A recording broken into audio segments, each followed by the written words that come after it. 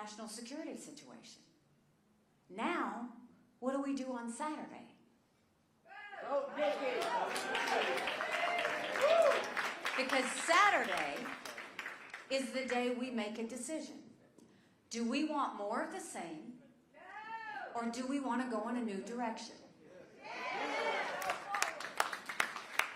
Now, I'll be the first one to say, I'm not a never Trumper. I voted for Trump twice.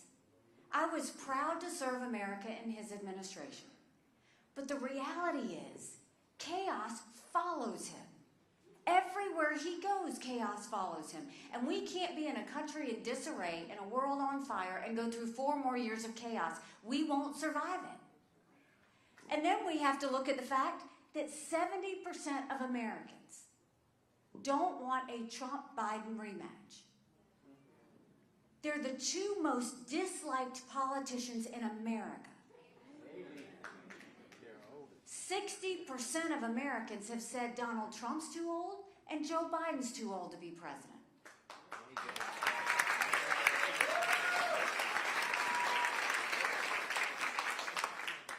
And if we want to really get our country back on track, we can only do that if we win. And Donald Trump can't win a general election. Don't take my word for it. Look at any of the general election polls. You look at any of them, he's down by 5 points. He's down by 7 points. On his best day, it's margin of error. I'm in every one of those same general election polls, and I defeat Biden by up to 17 points.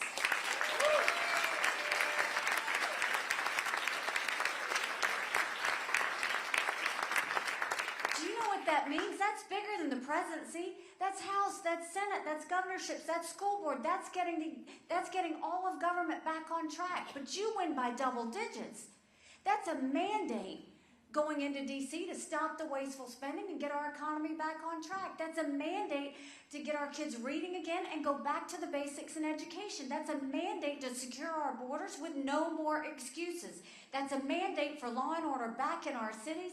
And that's a mandate for a strong America that prevents wars that we can all be proud of. Don't you want that? Yeah.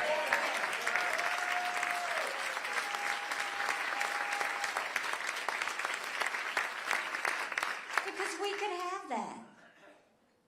But look at this past year. It's very telling. We started with 14 people in this race. I defeated a dozen of the fellas. I just have one more fella I've got to catch up to.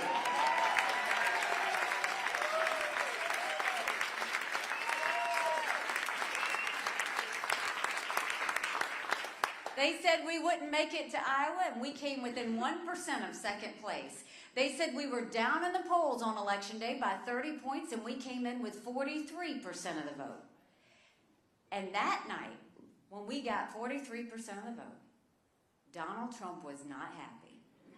He was literally unhinged. He went on a rant about revenge and talked about my dress.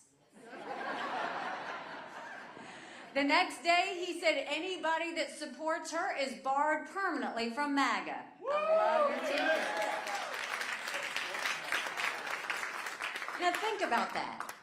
If you're running for President of the United States, you don't push people out of your club. You bring people in. You need everybody to come in. Then the next day, he pushes the RNC to anoint him or say that he's the presumptive nominee. And we don't anoint kings in America. We have elections. And South Carolinians deserve the right to vote, just like every other state, to decide who's going to lead them.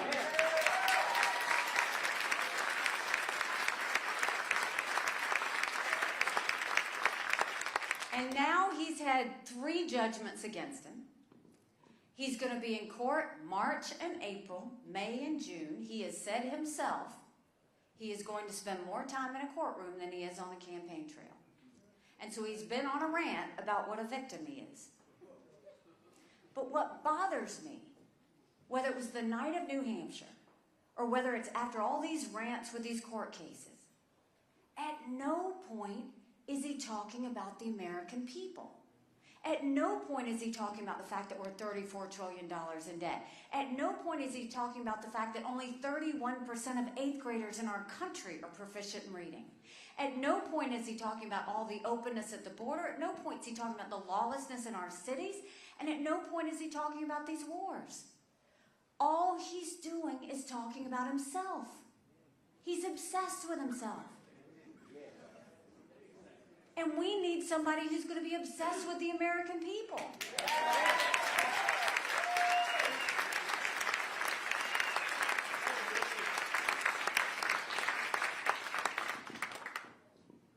Seven months ago, I dropped my husband Michael off at 4 a.m. for another year-long deployment. And I watched him and 230 soldiers pick up their 2 duffel bags of belongings to go to a country they'd never been, all in the name of protecting America. They're willing to sacrifice their lives and their families because they still believe in this amazing experiment that is America. So if they're willing to sacrifice for us there, shouldn't we be willing to fight for America here?